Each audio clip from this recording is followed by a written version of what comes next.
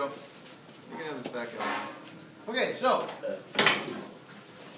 I've been teaching middle school for, I don't know, 6, 7 years, and I've been here at Irondale for 20 or 21 years. So I taught a lot of kids for a lot of years, right?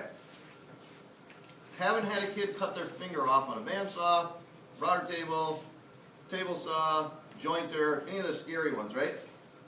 Guess which machine I've had more accidents on? You said that's late. Did I say this the other day? I didn't show you. This one right here, spindle sander. This is, I bet 5 or 6 kids have had to go to the doctor because of this machine right here. Okay, yet this is the one when my son was 5 years old, I let him use it. Okay, it's pretty simple, pretty safe. Look, I can even touch it. If I did that with a bandsaw, that'd be bad, right? Table saw, anything else. I can touch the sander, didn't do a thing to my fingers. So how is it so dangerous? How come so many kids get hurt on this machine? Okay, what is it? It's a sander, right? So it didn't sand my fingers out, didn't cut them, no blood, nothing, right? Pretty easy. But if you push hard enough, it's obviously going to grind or sand things off, right? Okay. So what's that called? We have one of those on the table saw too. No, a splitter splits the board in half. What's this little plate thing do? It covers up the big opening. Called the throat plate, right? Down here there's different size throat plates, okay?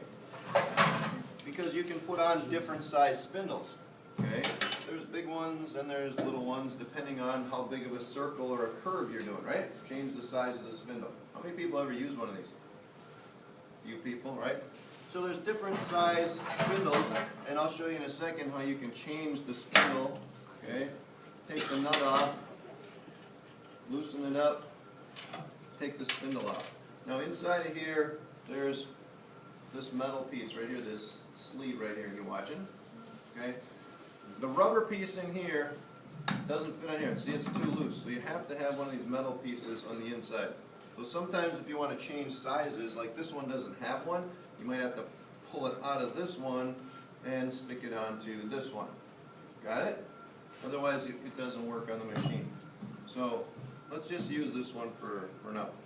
So I have the metal sleeve in here, then it fits on here. Okay? Then you have to put the nut on top, tighten it up, tighten it by hand first.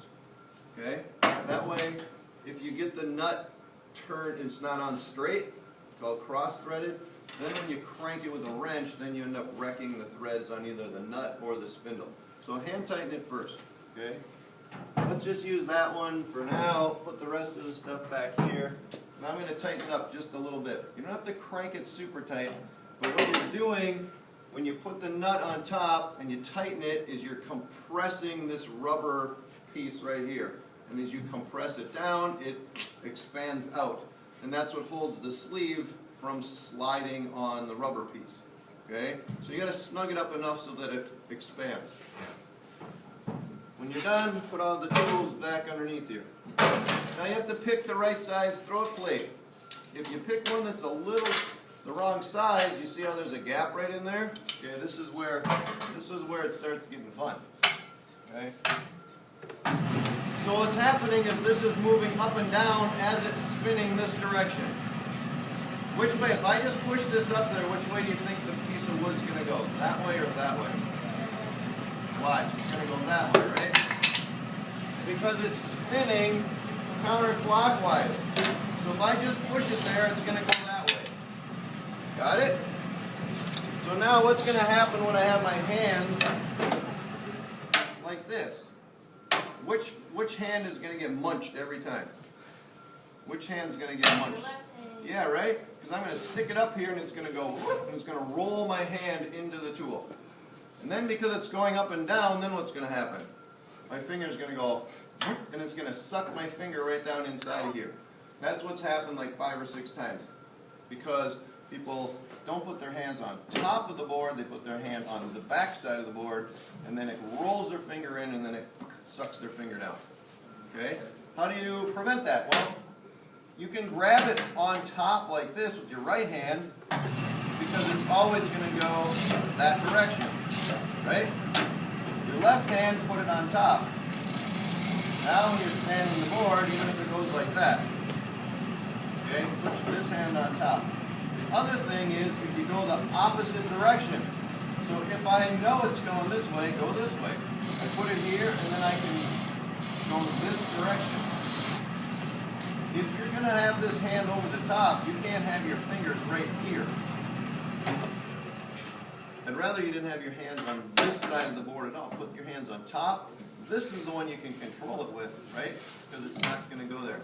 But because it's not scary, it's not a table saw, it's not a bandsaw, you know it's not going to cut your fingers off. I touched it, right? People get their fingers way too close. I see people up here with their fingers like basically a quarter of an inch away from the thing like this. And they have no reaction time if the board kicks out. What are you doing over there, champ? Yeah. Oh, pay attention over here. Then you don't get your fingers stuck in here. Okay? So, it's really easy to use. You just change the spindle depending on how big of an arc or a circle that you're going to sand. Pretty simple, right? It's actually one of the safer machines in that if you do touch it, it's not going to chop your fingers off. But if you get your fingers sucked down in there, the thing's going to give you the ultimate road rash. Okay? Who's wiped out on their bike or their skateboard before? Right? We've all done that. This is the same thing. It's not going to cut your finger off, but it's going to just grind it bad. So make sure that you keep your hands on top, and it's also a sander in that it's meant for smoothing. If you want to take off a lot of material, what should you do? Yeah, go cut it. Go to the bandsaw and cut it. So if it's not close enough, let's see here. Let's say I was going to cut this shape out. And this is the actual line that I wanted to cut, okay, along here. Okay, I wanted it to be at the line, and I'm this far away. I'll see people over here just grinding away. 10 minutes later, they're still grinding away. That's way too much to take off. Go cut it on the bandsaw if you want to take off that much material. If you want all this to go bye-bye, okay, go cut it closer. This is just to smooth it out. That's another reason why it grabs is because they're pushing so hard. Okay, it's just meant to smooth out, take out the cut marks off the bandsaw, burn marks, anything like that. Right? Pretty easy. So keep your fingers back. Done. Got it? Okay. Okay, that's done. Let's go. I don't know if I want